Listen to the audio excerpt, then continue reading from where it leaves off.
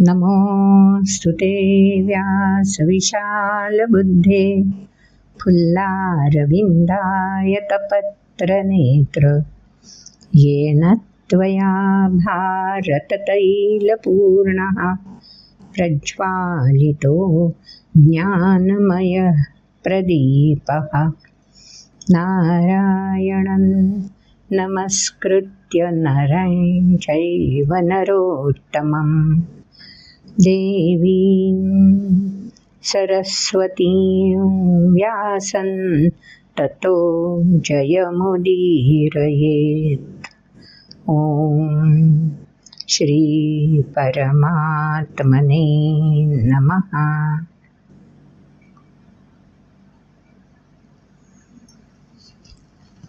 अभी हम परिशिष्ट को जान रहे हैं।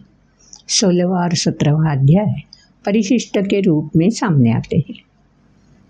तो 17वें अध्याय में जो 4 स्तंभ जीवन विकसन के लिए आवश्यक है, योग्य प्रकार का जीवन विकसन किस तरह हो, इसके लिए ये 4 स्तंभ महत्वपूर्ण भूमिका निभाते हैं। तो इनके बारे में हम जान रहे हैं। तो 4 स्तंभ कौन से हैं, याद है ना? पहला यज्ञ, तप, दान पढ़े हैं ना हमने। तो 4 स्तंभ जो है एक एक करके उनके बारे में हमें जानना है। तो पहले हमने आहार के बारे में जान लिया। ये बहुत महत्वपूर्ण स्तंभ है, क्योंकि आहार है तो जीवन विकसन है। क्योंकि आहार सिर्फ जो अन्न सेवन हम करते हैं उसी को आहार नहीं बोलते। हम जो देखते हैं, जो सुनते हैं, जो स्पर्श करते हैं, जो सूंघते हैं, जो चखते हैं, ये सब मिलकर हमारा आहार बन जाता है। आहार अगर सात्विक हो तो समाधान, तृप्ति का एहसास व्यक्ति को मिल जाता है। आहार अगर राजसिक हो तो स्वाभाविक है और पाने की इच्छा बढ़ती जाती है। तो राजसिक आहार और कामना पूर्ण करने के लिए सदैव कर्म प्रवृत्त रखता है। और जो तामसिक आहार होता है वो तो समाज के लिए विघातक साबित होता है, खुद के लिए भी और समाज के लिए भी। तो तामसिक आहार तो वर्ज्य ही करना चाहिए ना। तो ये सब हुआ आहार के बारे में हमने जान लिया। फिर यज्ञ के बारे में। यज्ञ भी इसी तरह 3 प्रकार के होंगे, सात्विक होगा, राजस और तामस। यज्ञ मतलब हम जो क्रिया कर्म करते हैं, जो भी छोटा मोटा कर्म हम करते हैं, वो कर्म यज्ञ स्वरूप होना चाहिए। मतलब क्या? कर्म करने पर मुझे लाभ क्या होगा, इस पर अगर हम नज़र रखते हैं तो वो कर्म राजसिक कर्म कहलाता है। वो यज्ञ राजसिक यज्ञ कहलाता है। फलाकांक्षा रखते हुए जो भी कर्म किया जाएगा वो यज्ञ स्वरूप चाहे भी हो तो भी वो राजसिक कर्म है, जिसमें फलाकांक्षा होती ही नहीं है। बस मुझे बहुत कुछ मिला है, मुझे वहीं संक्रमित करना है। जो लाभ मुझे मिला है वो अन्यों को भी मिलना चाहिए। इस सेवा भाव से जब कर्म या यज्ञ किया जाता है, यज्ञ मतलब समर्पण भाव से किया हुआ कर्म, तो इस तरह से जब कर्म किया जाता है तो वो सात्विक कर्म कहलाता है। स्वाभाविक है। तामसिक कर्म कौन सा होगा? तामसिक यज्ञ कौन सा होगा? जिसमें कुछ विधि का ख्याल ना रखते हुए बस मेरी ही कामना पूर्ति होती रहे, इसी भाव से जब यज्ञ कर्म किया जाएगा तो वो यज्ञ या वो कर्म तामसिक कर्म या यज्ञ कहलाया जाता है। फिर आती है तप की बात। तप मतलब सातत्य, निरंतरता। कौन सा भी कर्म आरंभ करने पर अगर हमें अच्छा लगता है, रुचि बढ़ती है उसमें, तो हम करते रहते हैं। अगर हमें अनिच्छा उत्पन्न हो जाती है, मैं क्यों कर रहा हूँ ये सब, ऐसा जब लगने लगता है तो उस कर्म को हम ऐसा ही बीच में छोड़ देते हैं। तो उसको तप नहीं कहते। तप मतलब चाहे इच्छानुसार कर्म करने को मिला या अनिच्छा से कर्म करना पड़ता है, लेकिन वो दायित्व है तो वो निभाते रहना, उसको बोलते हैं तप या निरंतरता या सातत्य से किया हुआ कर्म। तो स्वाभाविक है, कर्म करने के लिए काया मतलब शरीर चाहिए, मन की दृढ़ता चाहिए, और तीसरी बात क्या चाहिए, वाणी से भी हम कर्म करते हैं तो वाणी भी महत्वपूर्ण है। तो काया वाचा मने ऐसा जो बोला जाता है, इन तीनों घटकों का आधार लेकर कर्म संपन्न होता रहता है, तो वो काया वाचा मने कर्म का परिणाम भी सामने आता है। तो कर्म का परिणाम सामने आता है तो इस परिणाम के आधार पर जो भी कर्म शरीर से किया गया, मतलब बाह्य इंद्रियों से किया गया, वो सात्विक भी हो सकता है, राजसिक भी हो सकता है, तामसिक भी हो सकता है। कलियुग में तो तामसिक कर्म ही ज़्यादा प्रतीत होते रहते हैं, अन्य बहुतांश कर्म राजसिक होते हैं। सात्विक कर्म तो कभी कभार ही किए हुए नजर आते हैं, क्योंकि भौतिक सुख ही सर्वोच्च सुख है, ऐसा आजकल कलियुग में पाश्चात्य देश तो पहले से ही मानते थे, लेकिन आजकल हमारे भारतीय संस्कृति जैसे जैसे उसमें पाश्चात्य संस्कृति का मिलाप होने लगा है, वैसे वैसे हम भी भौतिक सुखों की ओर ज़्यादा आकृष्ट होने लगे हैं। तो सात्विकता स्वाभाविक रूप से कर्मों से प्रतीत होना प्रायः लुप्त होता जा रहा है। वैसे लुप्त तो नहीं हुआ है, लेकिन उसका प्रमाण कम होता दिखता है। तो इसीलिए ये 17वां अध्याय बहुत महत्वपूर्ण है। अगर मेरा आहार तामसिक है, मेरा कर्म यज्ञ स्वरूप होते हुए भी अगर तामसिक है, तो स्वाभाविक रूप से उसमें अगर निरंतरता सातत्य वैसा ही रहे तो मेरा तप भी तामसिक ही कहलाएगा। तो तप भी सातत्यपूर्ण व्यवहार भी सात्विक रूप से होता है, कभी राजसिक रूप से या कभी तामसिक रूप से। तो ये तामसिक रूप से तप मतलब निरंतर कर्म कैसे होता है, इसके बारे में भी जानना चाहिए ना। तो अगला जो स्तंभ है दान, उसके बारे में भी हमें जानना है। तो आगे के श्लोक जो हैं उनमें ये सब बता दिया है, लेकिन पहले सुनेंगे श्लोक, फिर उसका विवरण। सुनते हैं श्लोक।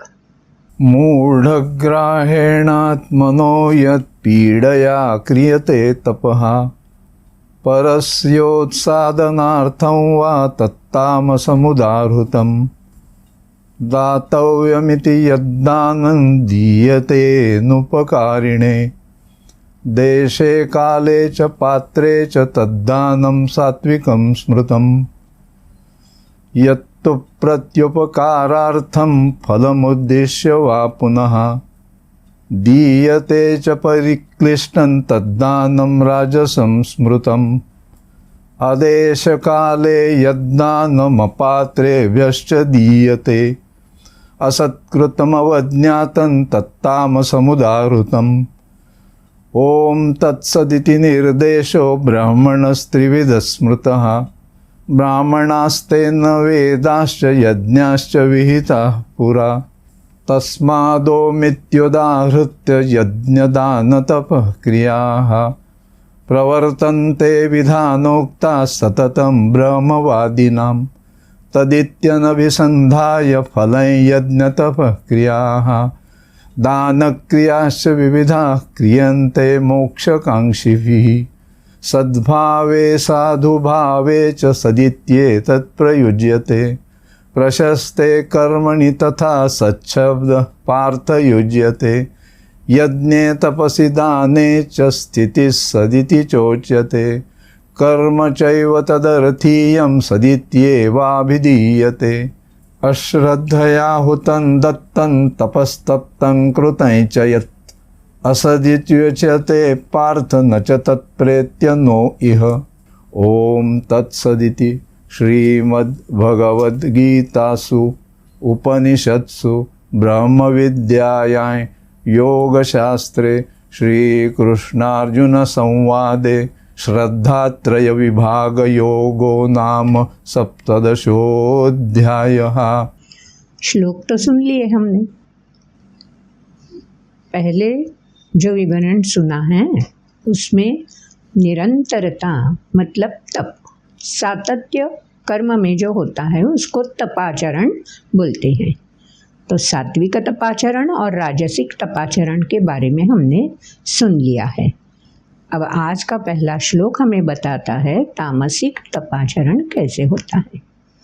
एक आध व्यक्ति को ऐसी आदत ही हो जाती है कि जितने हो सके खुद को क्लेश देते रहना, बस मूढ़ग्राहेणात्मनो यत् पीड़या क्रियते तपः। पीड़ा शरीर को पीड़ा देना, मन को पीड़ा देना, है ना। अगर आँखों को पीड़ा होती है, बस देखते रहना, मुझे अच्छा लगता है, मैं देखता रहूं, स्क्रीन टाइम बढ़ता जाए बढ़ता जाए बढ़ता जाए, तो पीड़ा क्लेश किसको सहन करने पड़ते हैं? पूरे शरीर को, आँखों को, कानों को, होता है ना ऐसे ही। तो मूढ़ग्राहेण आत्मनः पीड़या, खुद को ही क्लेश देते रहना। कोई जुल्म जबरदस्ती नहीं होती है, बस मेरी इच्छा, मैं ऐसा ही करता रहूं। इस प्रकार का बर्ताव तामसी बर्ताव कहलाया जाता है। अगर निरंतर ऐसा ही बर्ताव रहे तो इसे तामसिक तप कहलाया जाता है। अगर खुद को क्लेश देना है तो ठीक है, कोई कभार समझ लेगा, जाओ व्यक्ति ऐसी ही है, खुद को क्लेश देती रहती है, समझ में नहीं आता कब उसकी समझ अच्छी हो जाएगी और उससे छुटकारा मिल जाएगा। लेकिन कोई कोई व्यक्ति तो ऐसे होते हैं, परस्योत्सादनार्थं वा, दूसरों को भी अपने बर्ताव से पीड़ा पहुंचाते रहते हैं। तो ये अच्छा नहीं है ना। करो याद, ऐसे लोग आपके ही परिचय में होंगे, आपके भी आजू बाजू में रहने वाले होंगे, जो खुद को तो क्लेश देते ही रहते हैं लेकिन अन्यों को भी तरसाते रहते हैं। अन्यों को तरसाने में उन्हें मज़ा आता है। तो इनका तप कैसे हो गया? तामसिक तप हो गया। तो जो 4 स्तंभ है, आहार, यज्ञ स्वरूप कर्म, तप, और चौथा स्तंभ बताया जा रहा है वो है दान। दान मतलब देते रहना। कैसे देना है इसके बारे में जो श्लोक हमने सुने उसमें बताया है। हम क्या समझते हैं, अरे मैं दे सकता हूँ क्योंकि मेरे पास बहुत है, अहंकारिता से हम देते रहते हैं। क्या ये सच्चा दान है? कोई व्यक्ति ऐसा कहता है, मेरे पास ज़्यादा है तो नहीं, लेकिन जितना भी है उससे कुछ ना कुछ देना तो मेरा दायित्व है, इसलिए देते रहते हैं। लेकिन मेरे पास ना होते हुए या कम होते हुए भी मैं देता रहता हूँ, ये बात दूर दूर तक फैलाते रहते हैं। ये भी अच्छा नहीं है। तो कोई व्यक्ति ऐसी होती है, इतना सारा पड़ा है मेरे पास, किसी को भी जो आएगा उसको देता जाऊं, जिसको मिला है वो उसका उपयोग कैसे करता है, क्यों करता है, उससे समाज का कुछ भला होता है या व्यक्तिगत उसका कुछ भला होता है कि नहीं होता है, उसके मैं क्यों सोचूं, मैं देना चाहता हूँ, बस मैं देता रहता हूँ। ये भी दान करना योग्य मार्ग नहीं है ना। तो भगवान ने ऐसे 3 मार्ग बता दिए हैं। अर्जुन विचारी है, अर्जुन सोचता है। अर्जुन के मन में तुरंत आया, कर्ण को दानशूर कहा जाता है। मैं भी तो अच्छे मन से विचार सोच करके ही देता रहता हूँ, तो कर्ण का इतना सम्मान क्यों किया जाता है दानशूर कह के। चलो अब ये विषय भगवान बता रहे हैं तो उन्हीं से पूछते हैं। तो अर्जुन ने भगवान से पूछ लिया, कर्ण को दानशूर कहते हैं, बाकी कोई क्या दानशूर है ही नहीं समाज में, ऐसा क्यों? कृष्ण हंस पड़े। फिर भगवान ने जवाब दे दिया, वो जवाब हमें भी समझना चाहिए। चलो अर्जुन, तुमने प्रश्न पूछा है तो पुरानी एक याद तुम्हें दे देता हूँ। एक कहानी है, एक प्रसंग है जो इस वक्त तो नहीं, प्रश्न तो अर्जुन ने अभी पूछा है, लेकिन घटना जो घटी है, प्रसंग जो हुआ है, वो कई दिनों कई महीने पहले हो चुका है। तो अर्जुन और कर्ण और कृष्ण तीनों साथ में जा रहे थे। तभी भी अर्जुन ने यही सवाल कृष्ण से किया था। तब कृष्ण ने से ही मुस्कुराते हुए उन्होंने जवाब दे दिया था। चलो अर्जुन, ये जो सामने किला है ना, इस किले में बहुत सारा सोना है, तुम्हें ये सोना दान करना है। कर्ण भी साथ में था। पहले अर्जुन को मौका दे दिया तो अर्जुन हंस पड़े, अरे वाह, ये सब सोना मैं दान कर दूं? कृष्ण बोले, हाँ, तुम्हें ही तो अधिकार दे दिया है मैंने। पास वाले गांव वालों को बुलाओ और उनको ये सोना दे दो। तो अर्जुन गांव गया, गांव वालों को बुला लिया, किले के बाजू में खड़ा कर दिया और एक एक को सोना देने लगे। जिसको जितना चाहिए ले सकते हो, ऐसा बोल दिया, अपने हाथ से देता गया। जितना भी हो सके गांव वालों ने ले लिया, फिर भी सोना वैसा का वैसा ही रहा, खत्म नहीं हुआ। तो गांव वालों ने पूछा, क्या हम फिर से आ सकते हैं? अर्जुन बोला, जरूर आइए, मैं देने के लिए तैयार हूँ। तो ये क्रम दिन भर चलता रहा। शाम हो गई तो कृष्ण ने अर्जुन से पूछा, क्या अर्जुन, दान धर्म वगैरह हो गया? अर्जुन बोला, हाँ, मैं तो थक गया देते देते, सोना है जो खत्म ही नहीं होता और गांव वालों की आस भी पूरी नहीं होती और लेने के लिए आते रहते हैं। अच्छा ठीक है, चलो आज विश्राम करते हैं, कल देखते हैं। दूसरा दिन गांव वाले आने लगे। अब कर्ण की बारी। कृष्ण बोला, आज कर्ण दान देगा, ये सोना कर्ण दान देगा, कल तो तुमने तुम्हारा कार्य पूरा कर दिया। गांव वाले जैसे ही आने लगे, कर्ण आगे गया, उनको विनम्रता से नमस्कार किया। गांव वालों, ये किला तो तुम्हारे ही गांव के पास है, तो तुम्हारा ही हो गया। ये किले में जो भी सोना है वो भी तो तुम्हारा ही हक का है। तो ऐसा करो, कृष्ण ने बोला है कि कर्ण तुम ये दान कर सकते हो, तो शायद मुझे लगता है कि ये सोना जो है वो तो अमानत कृष्ण की है और कृष्ण की इच्छा से आप लोगों को सिर्फ बांटने वाला मैं हूँ। तो मेरा थोड़े ही अधिकार बनता है किसको कितना दे दूँ। मैं इतना ही बता सकता हूँ, जो कुछ भी है कृष्ण का दिया हुआ है, लेने वाले आप हो, तो जितना चाहे आप ले जा सकते हो। लेकिन एक बात याद रखना, जो भी आपको मिल रहा है वो कृष्ण की कृपा से मिल रहा है, ये बात कभी मत भूलना। उनके प्रति सदैव कृतज्ञ रहना। बस कर्ण ने इतना ही बोल दिया, फिर से एक बार नमस्कार किया और आ गए। चलो कृष्ण, अब कहाँ जाना है हमें? तो कृष्ण ने अर्जुन की ओर देखा, समझ गए दानशूर कर्ण क्यों हैं।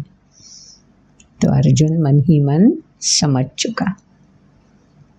तो ये कथा पहले ही घट चुकी है, ये प्रसंग पहले ही हो चुका है, लेकिन आज जब दान के बारे में फिर से भगवान बोल रहे हैं तो अर्जुन को वो प्रसंग याद आया और अर्जुन के मन में अनायास ही उत्तर भी तैयार हो गया कि दान भी 3 प्रकार का होता है, सात्विक, राजस और तामसिक।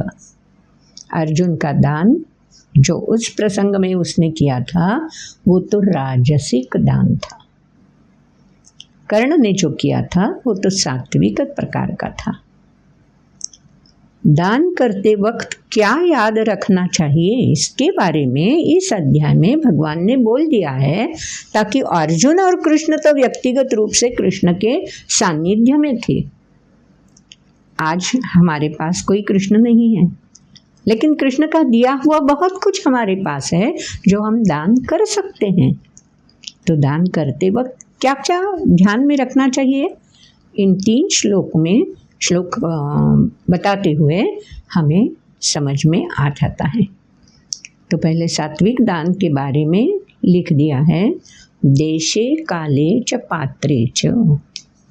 दान देते वक्त किस स्थान पर दान दे रहे हैं उस स्थान का महत्व होता है।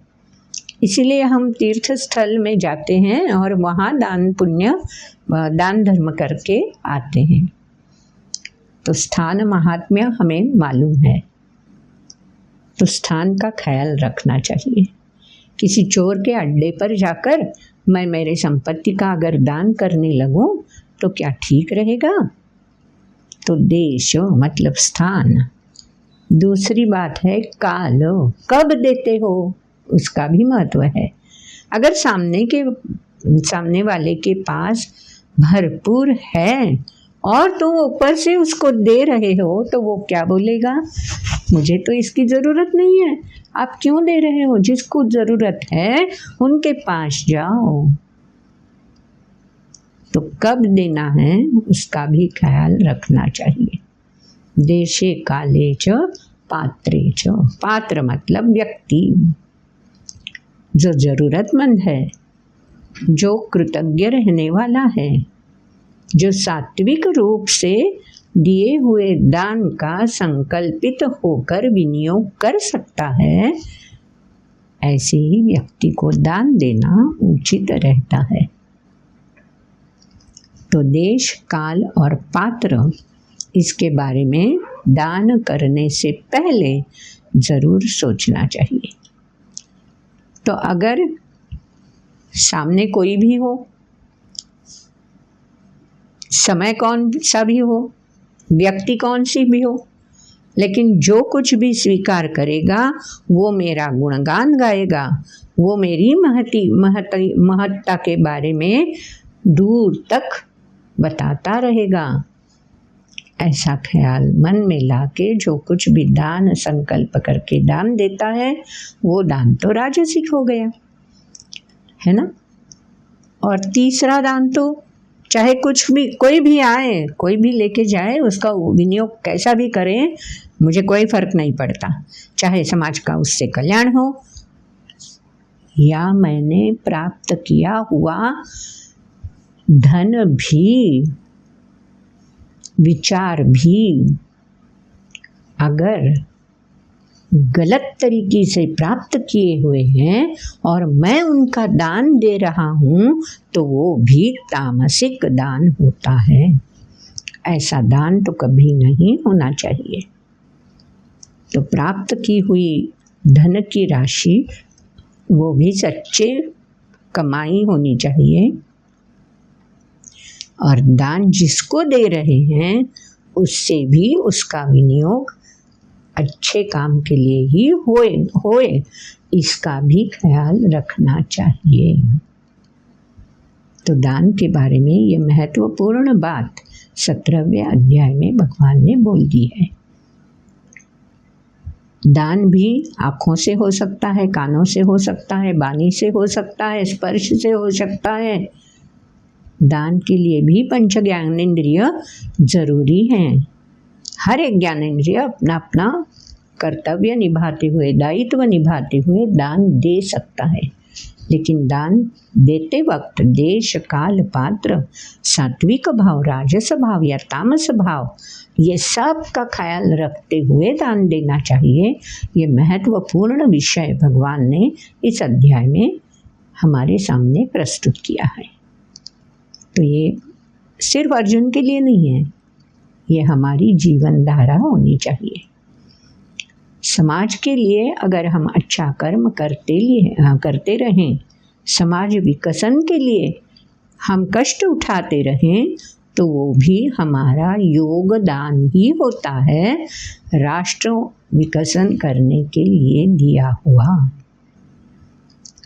तो ऐसे ही राष्ट्र विकसित नहीं होता। हर एक का योगदान उसके लिए सात्विक रूप से होना चाहिए। कष्ट मैं उठाऊंगा, लेकिन समर्पित वृत्ति से मैं अपना कर्म निभाता रहूँगा। रोज़मर्रा की ज़िंदगी में भी हम अपना योगदान इस तरह से समाज विकसन के लिए दे सकते हैं। उसी को तो योगदान बोलते हैं ना। तो ये महत्वपूर्ण विचार भगवद गीता में ही आया है। भारतीय संस्कृति क्यों सर्वोच्च स्थान पर है, इसका महत्व इस परिशिष्ट में हमें मिल जाता है। अन्य कोई संस्कृति के ग्रंथ इस प्रकार से नहीं बताते। वो निजी स्वार्थ का पहले ख्याल करना, बाद में अन्यों को देना, ऐसा ही बताते रहते हैं।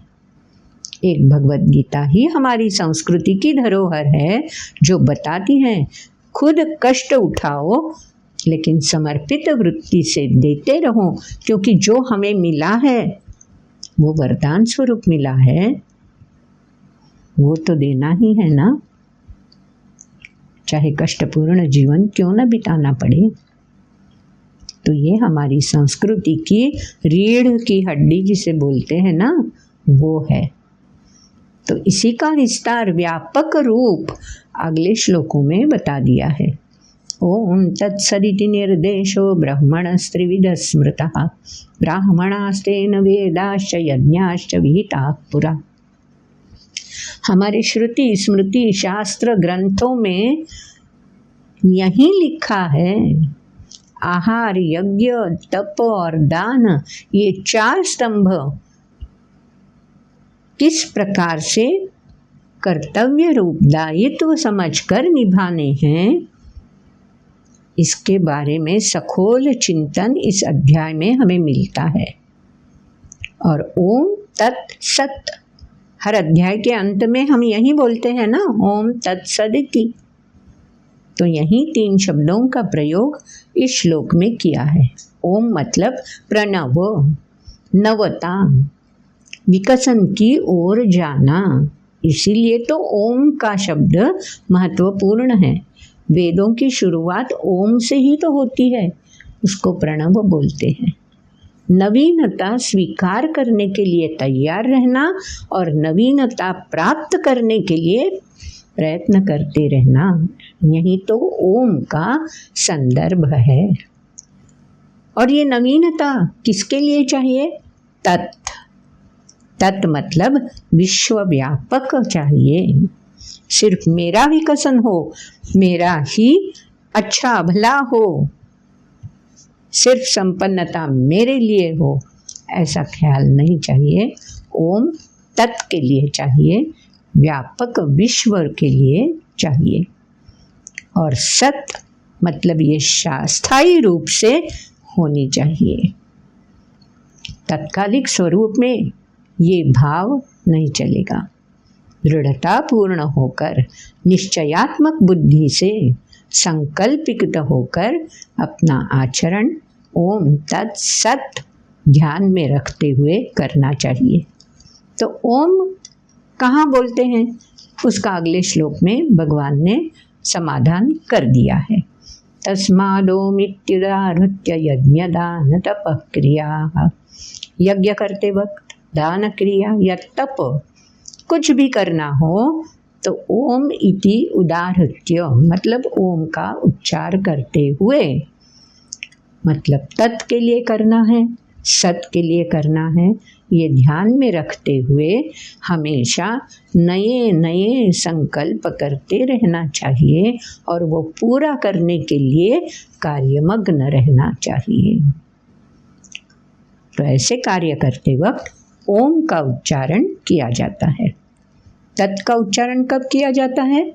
दान क्रियाश्च विविधा, यज्ञ तप क्रिया दान क्रिया, लेकिन कैसी होनी चाहिए? अनभिसंधाय, मतलब खुद का भविष्य अच्छा हो, मेरा सिर्फ भला हो नहीं, वो तो फलाकांक्षा हो गई ना। तो अनभिसंधाय फलाएं, फल की आकांक्षा न करते हुए, मतलब विश्व के लिए जो भी करना है वो कार्य समाज के हित के लिए करना है, तो तत् का ध्यान रखना चाहिए। और सद्भावे साधुभावे च तदित्येतत् प्रयुज्यते प्रशस्ते कर्मणि तथा सच्छब्द पार्थ युज्यते। कर्म का विस्तार करते वक्त सत का ध्यान रखना चाहिए। ऐसे कर्म करते रहना चाहिए जो शाश्वत रूप से विश्व कल्याण की ओर हमें लेके जाए। तो ये ध्यान में रखते हुए श्रद्धा से, निष्ठा से, दृढ़ता से अगर कर्म ना किया जाए तो क्या होता है? अश्रद्धया हुतं दत्तं तपस्तप्तं कृतं च यत् असदित्युच्यते पार्थ न च तत्प्रेत्य नो इह। इस संसार में जो भी कर्म करो लेकिन मन में संशय हो तो नहीं चलेगा। अश्रद्धा हो तो यज्ञ सफल नहीं होगा, दान सफल नहीं होगा, तप सफल नहीं होगा, कुछ भी क्रिया सफल नहीं हो पाएगी। जिस उद्देश्य से हम कर्म करने निकले हैं उस पे दृढ़ता चाहिए, निष्ठा चाहिए, श्रद्धा चाहिए, अपनी क्षमता पर विश्वास चाहिए, तभी तो किया हुआ कर्म इस आयु में, इस जीवन में समाधान तुष्टि देगा ही। लेकिन नश्वर शरीर तो खत्म होने वाला है, आगे चलकर पुनर्जीवन में भी ये समाधान और तुष्टि का संचित साथ में आ जाएगा। तो 17वें अध्याय 4 स्तंभ के बारे में ऐसे विस्तार से खुद भगवान ने अर्जुन के प्रश्न का उत्तर देते हुए हमें बताए हैं। सत्व, रजस, तम, इन गुणों का ख्याल तो रखना ही चाहिए ताकि ये चारों स्तंभ हमारे व्यक्तिगत, समाज जीवन और राष्ट्र जीवन, अतएव वसुधा का कल्याण करने के लिए सदैव उपयुक्त हो। तो ऐसा है ये 17वां अध्याय, बार बार सुनना चाहिए, आचरण में प्रतिबिंबित करते रहना चाहिए। गीता सिर्फ रटने के लिए नहीं है, गीता सिर्फ सुनने के लिए नहीं है, गीता सिर्फ बोलने के लिए नहीं है, गीता तो आचरण का महान ग्रंथ है। आचरण में प्रतिबिंबित होती रहनी चाहिए, इसीलिए तो गीता में कर्म योग महत्वपूर्ण है। तो चलो 17वां अध्याय श्रद्धात्रय विभाग योग यहीं पे संपन्न हो जाता है। अगर आपको ये वीडियो अच्छा लगा है तो ज़रूर शेयर करना, लाइक करना। चैनल अभी सब्सक्राइब नहीं किया है तो चैनल भी सब्सक्राइब करते रहना। और हाँ, बेल आइकॉन क्लिक करोगे तो आपको नोटिफिकेशन मिलते रहेंगे। अब तो 18वां अध्याय गीता का सार सर्वस्व है। अगली वीडियो से ये 18वां अध्याय हम शुरू करेंगे। जय योगेश्वर। नमस्कार।